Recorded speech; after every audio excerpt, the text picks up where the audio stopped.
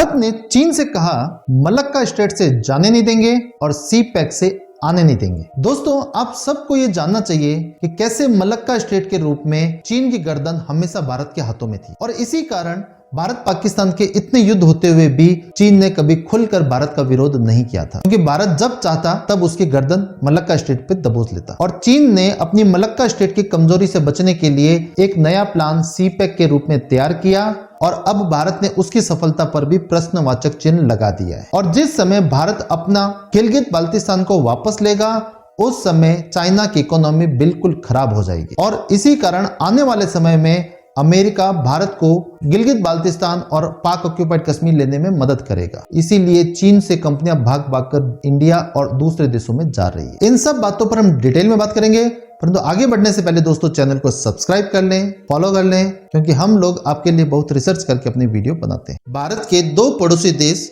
जो भारत से दुश्मनी रखते हैं वह चीन और पाकिस्तान है और यह हर समय यह मौका ढूंढते हैं कि कैसे भारत को नीचा दिखाया जाए, कैसे भारत को गिराया जाए। परंतु आज के समय में इनमें कुछ खटास हो चुकी है और इसका कारण है CPEC project, China Pakistan economic corridor.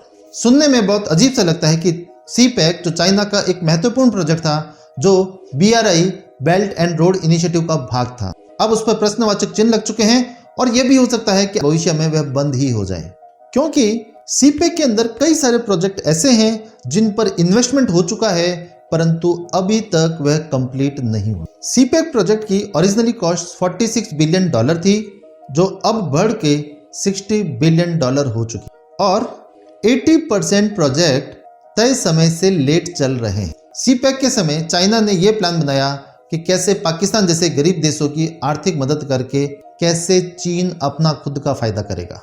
तो चीन ने पाकिस्तान को यह लालच देना शुरू किया कि सी पैक से पाकिस्तान को क्या फायदा होगा। चीन ने कहा कि सी पैक से पाकिस्तान के अंदर 23 लाख जॉब क्रिएट होगी और इससे पाकिस्तान की इकोनॉमी बढ़ेगी, पाकिस्तान की GDP बढ़ेगी। परंतु ये सब कहने की बातें थी, वास्तव में इससे चीन को ही फायदा था। फर्स्ट फायदा चीन को यह था कि चीन का ईस्टर्न पार्ट बहुत ज़्यादा डेवलप है और चीन का वेस्टर्न पार्ट इतना डेवलप नहीं है। तो चीन का यह सोचना था कि चीन अपने वेस्टर्न पार्ट के अंदर फैक्ट्रीज लगाएगा, वहाँ पे चीज़ों की मैन्युफैक्चरिंग करेगा और उन सामानों को सी पैक के जरिए पाकिस्तान के ग्वादर पोर्ट तक पहुँचाएगा और वहाँ से अफ्रीका, मिडल ईस्ट और अन्य देशों में पहुँचाएगा। और सी पैक के अंदर कई सारे रेल प्रोजेक्ट, कई सारे रोड नेटवर्क, पोर्ट का डेवलपमेंट, कई सारे पावर प्रोजेक्ट भी थे जिन पर काम होना था। और दूसरा फायदा इससे चीन को ये था कि पाकिस्तान में सी पैक प्रोजेक्ट के अंदर जो काम चलेगा उसमें जितना भी रॉ मटेरियल होगा, जितने भी इंजीनियर्स होंगे, वो सारे चीन के होंगे। तो चीन अपनी फैक्ट्रियों में जो माल बनाएगा उस माल को पाकिस्तान में यूज करेगा। और तीसरी बात यह है कि सी पैक का जो रूट था वह भारत के गिलगित बाल्टिस्तान से होते हुए जाता है, जो आज पाकिस्तान के कब्जे में है। और पाकिस्तान ये सोचा था कि भारत इस जगह को हमसे कभी भी वापस ले सकता है, परंतु चीन अगर हमारे साथ आ जाए तो भारत इसे वापस नहीं ले पाएगा। तो उसने चीन को ये टेरिटरी ऑफर की और चीन को भी लगा कि हमें भारतीय टेरिटरी में घुसने का मौका मिल रहा है, जिसे खुद चलाकर पाकिस्तान ऑफर कर रहा है।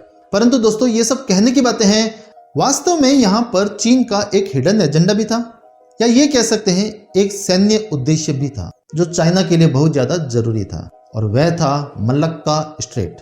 आप सबको मलक्का स्ट्रेट के बारे में जरूर जानना चाहिए, क्योंकि मलक्का स्ट्रेट ही चीन की वह कमजोर कड़ी थी जिसके कारण चीन भारत से सीधा दुश्मनी मोल नहीं लेता। मलक्का स्ट्रेट एक बहुत नैरो पाथ है और इसी से चीन का लगभग 60% बिजनेस होता है। अगर चीन से अफ्रीका जाना है, अगर चीन से मिडिल ईस्ट जाना है, सबसे शॉर्ट रूट यही है और इस स्ट्रेट पर भारत का एक तरह से कब्जा है और यहाँ पर भारत जब चाहे जब उसकी गर्दन मरोड़ सकता है। और चीन को हमेशा इस बात का डर लगा रहता है कि ताइवान के नाम पर, जापान के नाम पर, फिलीपींस के नाम पर उसका कभी भी अमेरिका से युद्ध हो जाए तो अमेरिका उसे साउथ चाइना सी के अंदर ही ब्लॉक कर देगा। चीन को यह भी लगता है कि अगर उसका भारत से भी विवाद हो गया तो भारत उसको मलक्का स्ट्रेट पर ब्लॉक कर देगा।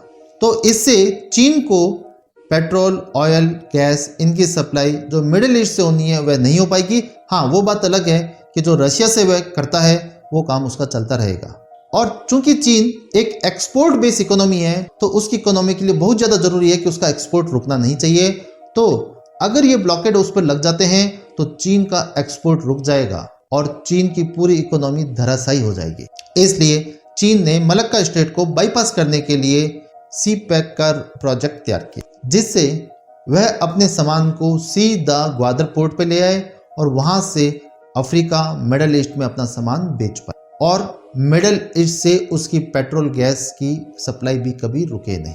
परंतु जो पाकिस्तान सी पैक के शुरू होने के समय हवा में उड़ रहा था कि हमने भारत की गर्दन पकड़ ली, उसी पाकिस्तान पर अब सी पैक के कारण बहुत ज्यादा आर्थिक संकट आ चुका है, क्योंकि सी पैक के बाद पाकिस्तान पर लोन बहुत ज्यादा बढ़ चुका है और 80% प्रोजेक्ट तय समय से लेट चल रहे हैं। पाकिस्तान जीडीपी की हालत खराब हो चुकी है, उनकी करेंसी डीवैल्यूड हो चुकी है, कोई नया एफडीआई नहीं आ रहा, राजनीतिक अस्थिरता बहुत ज्यादा है और आए दिन दंगे फसाद होते रहते हैं, आतंकवादी घटनाएं होती रहती हैं।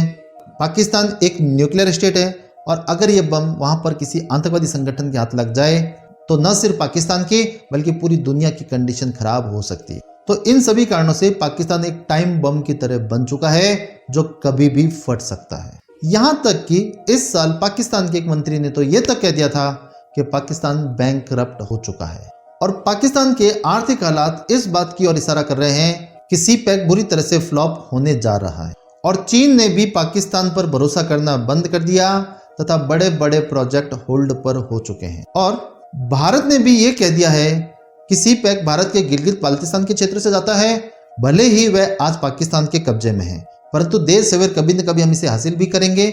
चीन को और पाकिस्तान को इसके लिए भारत से परमिशन लेनी चाहिए थी। दोस्तों ये सब भारत की डिप्लोमेटिक लैंग्वेज है।